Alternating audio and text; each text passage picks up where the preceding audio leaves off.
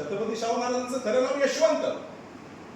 आणि छत्रपती शाहू महाराजांच्या वडिलांनी त्यावेळेस शिक्षण संस्था निर्माण केली पुण्यामध्ये, जी आज महाराष्ट्रात अभिमानाने भारतामध्ये अत्यंत दर्जेदार अशी ती संस्था आहे.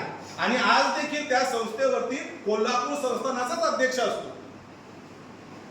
हे आपल्याला माहित असलं पाहिजे की एक राजा शिक्षणासाठी किती महत्व देतो. आणि मग शिक्षण क्षेत्रात आपण राहत असताना छत्रपती शाहू महाराजांचा शिक्षणाप्रतीचा विचार समजून घेतलाच पाहिजे. जयंती निमित्ताने फक्त हात टाकून नाही होणार जयंती साजरी. मग कुठला विचार घेऊन जाणार आज आणि कुठला विचार रुजवणार विद्यार्थ्यांमध्ये? त्यांचं असं मत होतं की विद्यार्थ्यांमध्ये समानतेचा गुणधर्म निर्माण करण्याची क्षमता फक्त शिक्षकांमध्ये असते. मानवता, समानता, न्याय हे जे विचार आले, आपल्या संविधानामध्ये जे विचार आले, हे छत्रपती शाहू महाराजांच्या विचारातून आलेले आहेत. डॉक्टर बाबासाहेब आंबेडकरांना शिक्षणामध्ये प्रचंड मदत करून त्यांना नोकरी देणारे छत्रपती शाहू महाराज आणि हिरा कसा ओळखायचा याची जाण असणारा माणूस म्हणजे छत्रपती शाहू महाराज.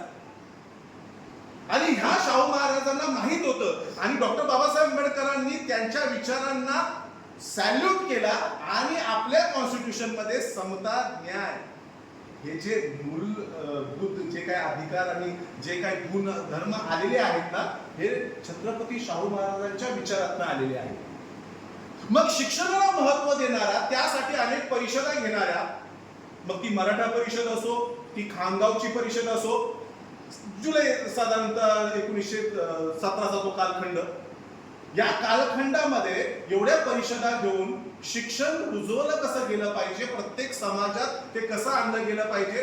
1900 मला असं वाटतं 2 साली, जर मी चुकीचा नसेल तर, पहिलं 50% आरक्षण हे छत्रपती शाहू महाराजांनी मागासवर्गीय विद्यार्थ्यांसाठी आणलं.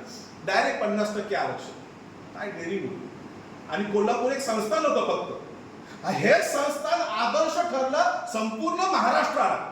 2 संस्थानं डिवाइड झाली होती, सातारा आणि कोल्हापूर, अशी गादीची विभागणी झाली होती. छत्रपती शिवाजी महाराजांनंतर प्रचंड इतिहास बदलत गेला. त्याचा जर अभ्यास केला, उहापोह केला तर आपल्या लक्षात येईल.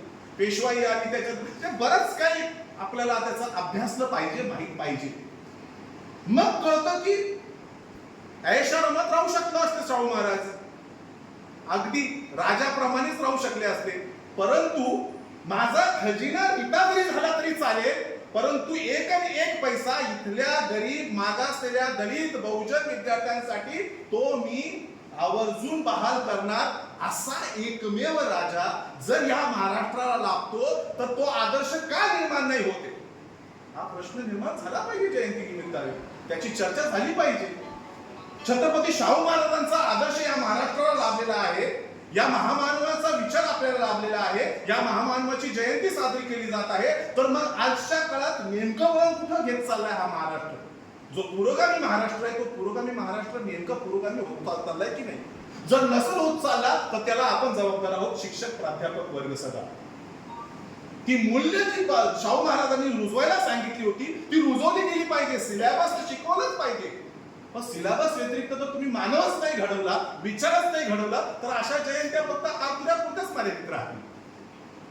त्या हातुऱ्यापर्यंत मर्यादित न राहता त्यांना खऱ्या अर्थाने जर विनम्र अभिवादन करायचं असेल तर आपल्या प्राध्यापकांचं, आपल्या शिक्षकांचं कार्य असणार की आपल्या येणाऱ्या पिढीमध्ये यांचे विचार खोलवर रुजवले गेले पाहिजे.